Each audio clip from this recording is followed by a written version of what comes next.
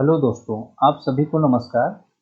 आज की क्लास में जो पिछली क्लास चल रही थी, राष्ट्रपति के बारे में हम लोग चर्चा कर रहे थे। उसी के आगे बढ़ते हुए आगे के अनुच्छेदों में राष्ट्रपति के बारे में क्या-क्या है, क्या-क्या उनकी शक्तियाँ हैं या क्या-क्या उनके कार्य हैं, उनके बारे में हम लोग चर्चा करेंगे। तो अनुच्छेद 72 तक आप लोग देख चुके थे कि क्षमा दान की शक्ति राष्ट्रपति की। अब आगे अनुच्छेद 73 क्या होता है? इसमें दिया है संघ की कार्यपालिका शक्ति का विस्तार।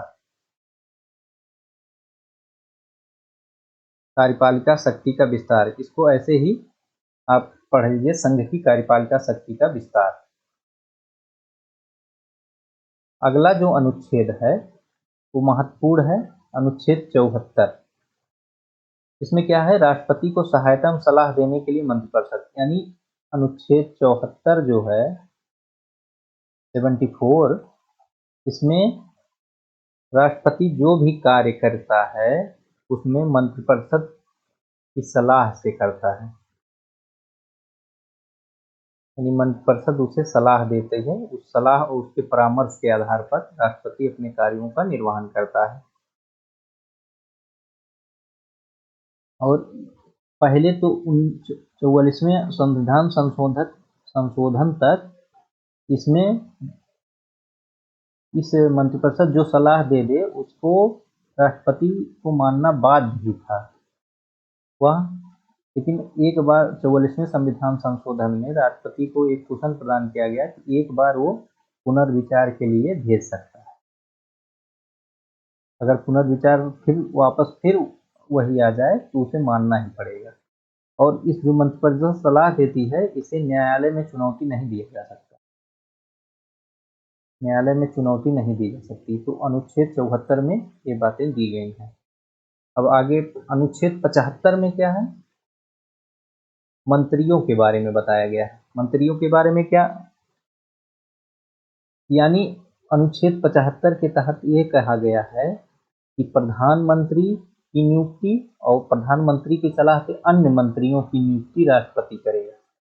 अन्य मंत्रियों की नियुक्ति राष्ट्रपति करेगा और उनके जो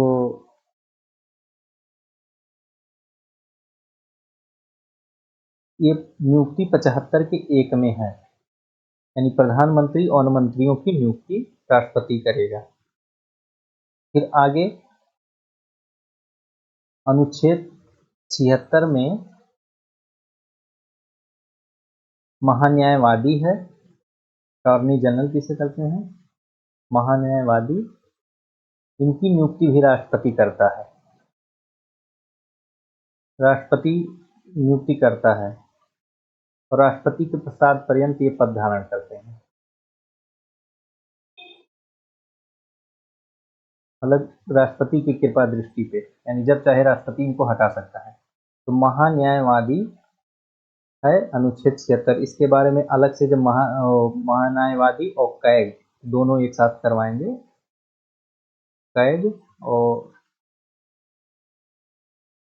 और महान्यायवादी एक ही साथ एक क्लास ले लेंगे और बता देंगे। बाकी यही जानते रहिए कि अनुच्छेद 76 में महान्यायवादी।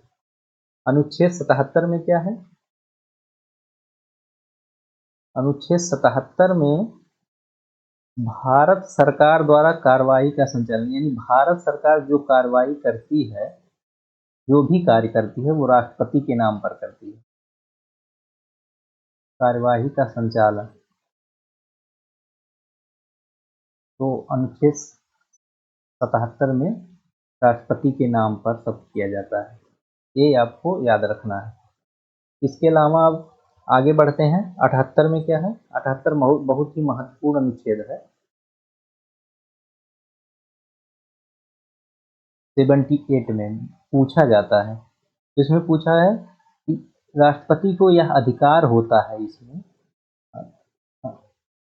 अनुच्छेद 78 राष्ट्रपति को यह अधिकार प्रदान करता है कि राष्ट्रपति सूचना, यानी केंद्र सरकार से सूचना प्राप्त कर सकता है। जो भी सूचना मांगेगा वो राष्ट्रपति को सूचना प्रदान करेगा। प्रधानमंत्री का ये दायित्व, प्रधानमंत्री का दायित्व है कि वो राष्ट्रपति को सूचना प्रदान करे।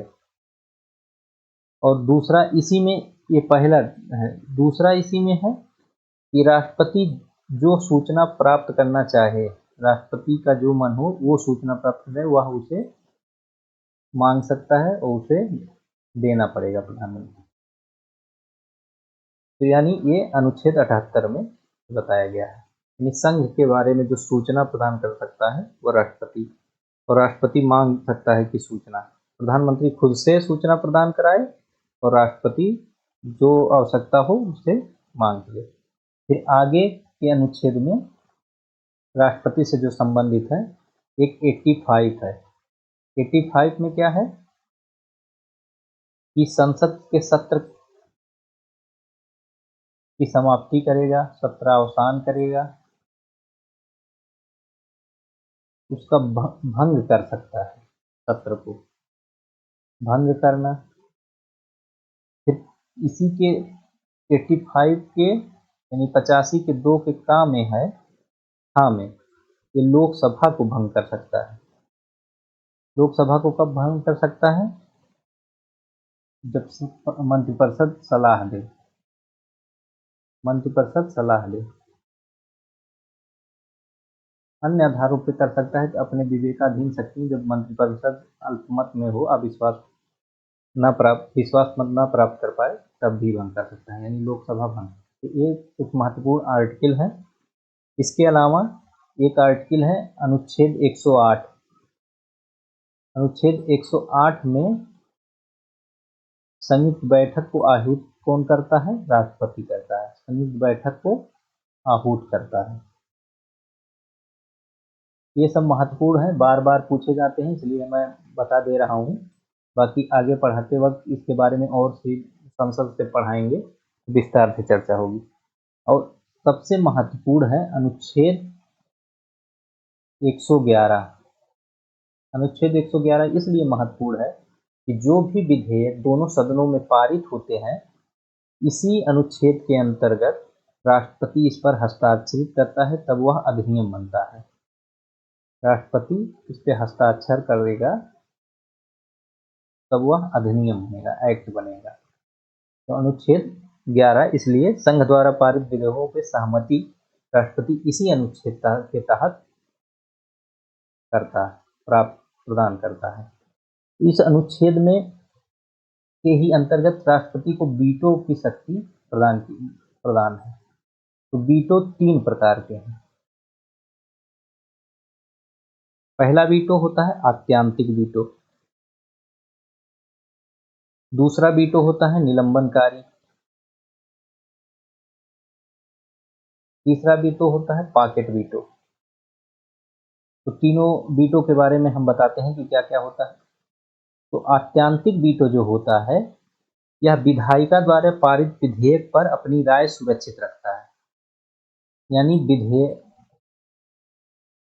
संसद अगर कोई विधेयक पारित कर रहा है तो उस पर अपनी राय सुरक्षित रखेगा। ये इस कंडीशन में आत्यांतिक वीटो लागू होता है, जैसे कोई गैर सरकारी सदस्य कोई विधेयक पेश किया, वो सदन में पास हो गया, या मंत्रिमंडल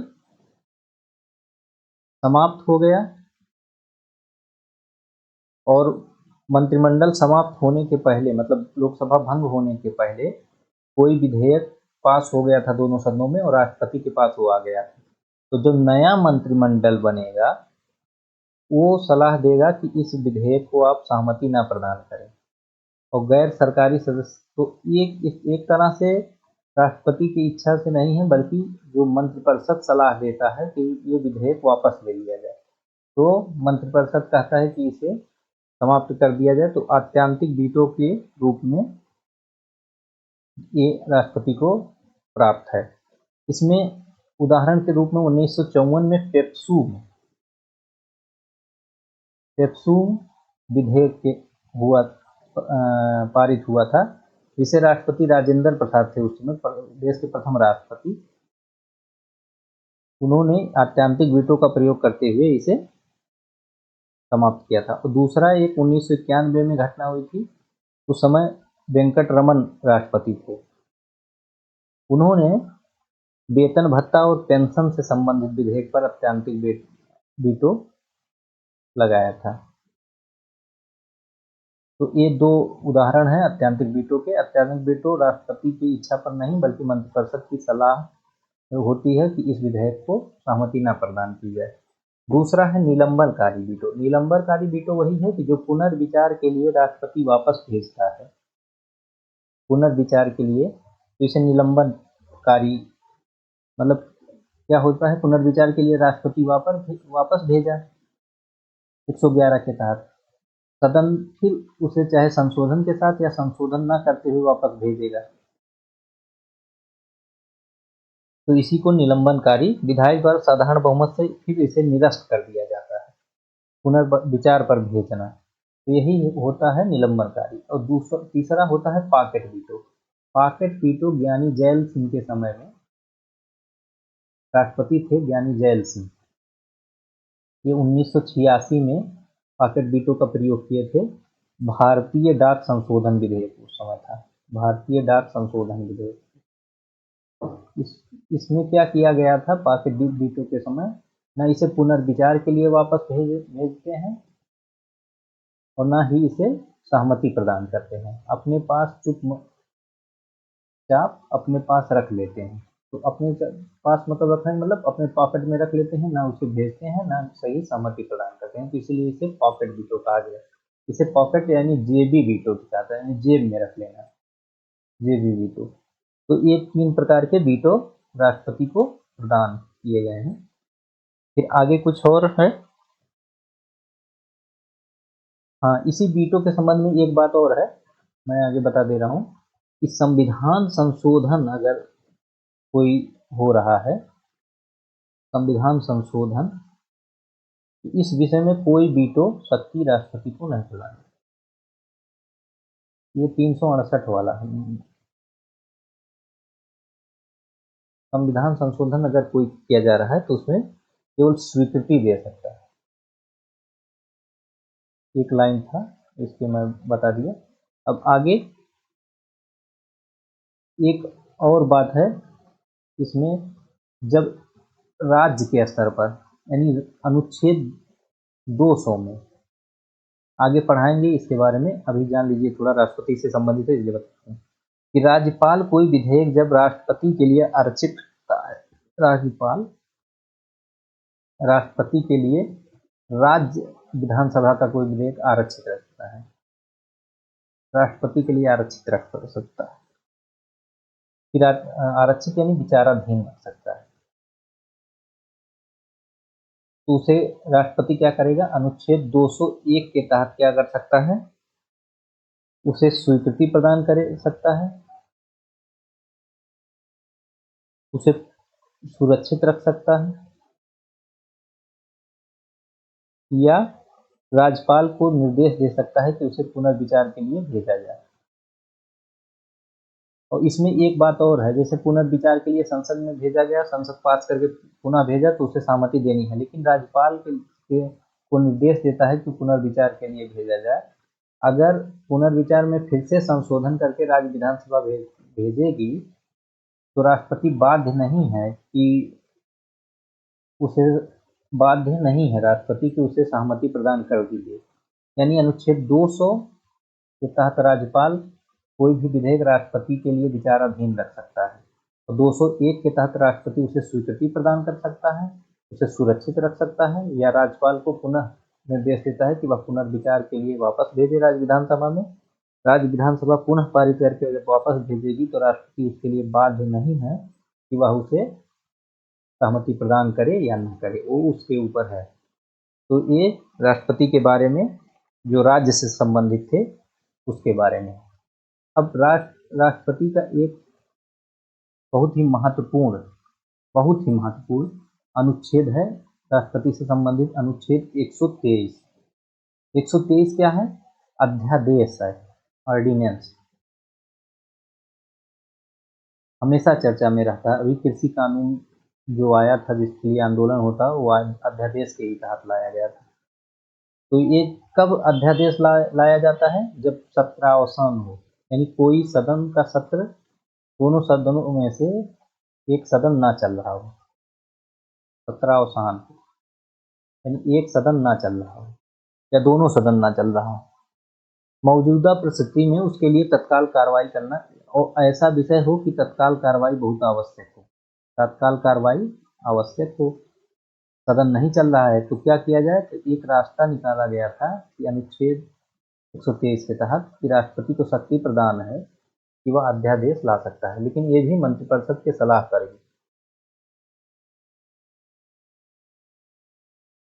फिर इसमें क्या है कि ये उसी तरीके सामान्य जैसे सदन कानून पास करता है, सामान्य कानून उसी तरीके से कार्य करेगा, उसकी प्रभाविता उतना ही होगी, सब कुछ होगा, केवल इसका टाइम पीरियड जो होता है, समय, ये उसी पे सामान्य कानून से भिन्न होता है, क्योंकि समय में क्या होता है, जब सदन के दोनों सत्र चल रहे होंगे तो उसके सदन शुरू होने के 6 सप्ताह के भीतर, यानी 6 सप्ताह के तक इसको सदन में पारित करवाना पड़ता है। अगर ये पारित नहीं होगा, सदन चल रहा है, तो ये अपने आप समाप्त माना जाएगा।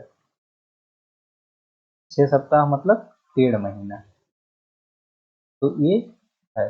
और एक बात और है कि राष्ट्रपति कभी भी अध्यादेश वापस ले सकता है। तो ये अध्यादेश के बारे में 123 के बहुत बार क्वेश्चन पूछा गया है, अध्यादेश के बारे में मैं बता दिया। फिर एक महत्वपूर्ण और बात है, इसके बारे में मैं बता दूं, अनुच्छेद 42 में क्या था कि राष्ट्रपति पर पीएम के नेतृत्व में मंत्रिपरिषद सलाह बाध्यकारी है। 42 तक किया गया कि मंत्रिपरिषद जो सलाह देगा वो बाध्यकारी होगी, लेकिन 44 में फिर जनता की सरकार उस समय आई, कहा कि पुनर्विचार के लिए वह कह सकता है, परंतु उसके पश्चात स्वीकार करना पड़ेगा। वही बातें जो पुरान पीछे मैं बता दी हूँ कि एक बार पुनर्विचार के लिए ये भेज सकता है, लेकिन जब वो फिर से पारित करके भेजें या मंत्रिपरिषद सलाह दे तो उसे स्वीकार ही करना पड़ेगा, यानी एक बार इनको अवसर दिया गया। फिर इनकी विवेकाधीन शक्तियाँ कुछ हैं, नए पेज में देखते हैं, राष्ट्रपति की विवेकाधीन शक्तियाँ क्या हैं।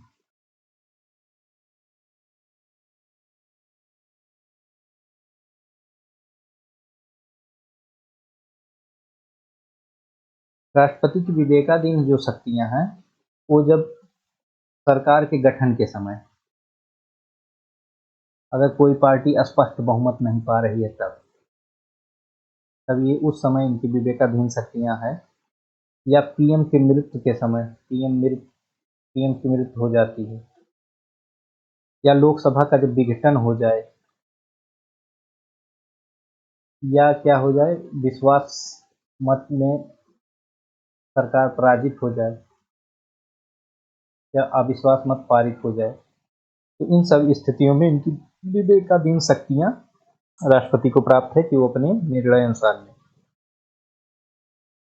और एक और आर्टिकल है, आर्टिकल 160, यानी अनुच्छेद 160 में, जिसमें ये कहा गया है कि राष्ट्रपति आकस्मिक या असाधारण परिस्थितियों में राज्यपाल की कृतियों का निर्वहन हेतु उपबंध कर सकता है।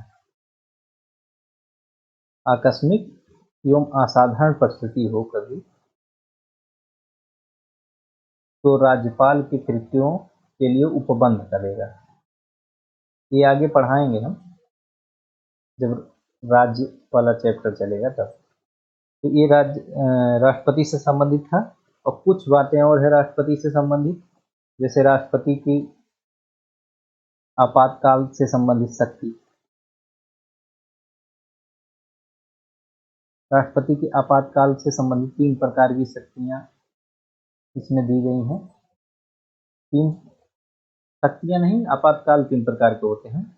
एक राष्ट्रीय आपातकाल इसे कहा जाता है, एक राष्ट्रपति शासन होता है 356-365 के तहत, और 360 के तहत ये वित्तीय आपातकाल होता है। ये सब अनुच्छेद, सब भारतीय संविधान में सबसे महत्वपूर्ण क्या चीज़ है? अनुच्छेद। आपको अनुच्छेद अगर पता रहेगा कि इस अनुच्छेद में क्या है, तो मैक्सिमम क्वेश्चन आप सॉल्व कर ले जाएंगे। इसलिए मैं मैक्सिमम अनुच्छेद के साथ बता रहा हूँ। अगर अनुच्छेद आपको नहीं पता रहेगा तो फिर आप नहीं कर पाएंगे, क्योंकि हर क्वेश्चन से अनुच्छेद जुड़ा हुआ है। फिर राष्ट्रपति की कार्यकारी शक्ति, विधायी शक्ति, न्यायिक शक्ति, कूटनीतिक शक्ति, सैन्य शक्ति में आपको बता ही दिया कि तीनों रक्षा सेनाओं का कमांडर सर्वोच्च कमांडर होता है। तो यहाँ तक राष्ट्रपति पूरा लगभग खत्म हो गया। अब आगे जब संसद पढ़ाएंगे तो उसी में बीच बीच में फिर राष्ट्रपति का जिक्र होता रहेगा, लेकिन ये राष्ट्रपति का लगभग सब पोर्शन मैं कवर कर चुका हूँ। इसमें एक चीज केवल बचा है, वो कभी बाद में कभी ले लेंगे कि राष्ट्रपति, हाँ एक और है, नीलम संजीव रेड्डी का नाम सुने होंगे आप लोग। नीलम संजीव रेड्डी ये एकमात्र व्यक्ति थे जो निर्विरोध निर्वाचित हुए थे राष्ट्रपति के रूप में, निर्विरोध निर्वाचित।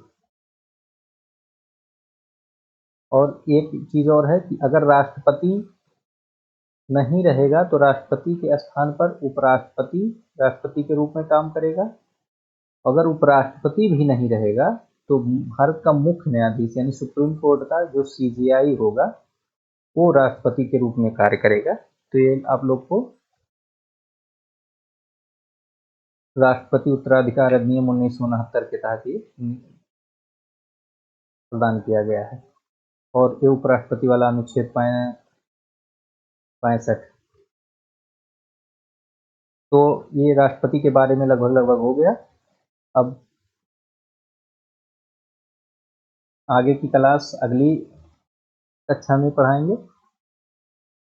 और success secret by Manoj sir channel का नाम है, इसे आप लाइक कीजिए, सब्सक्राइब कीजिए, तो ज़्यादा से ज़्यादा लोगों को शेयर कीजिए, जिससे आपको को भी फायदा हो और मेरा भी उत्साह बना रहे। धन्यवाद।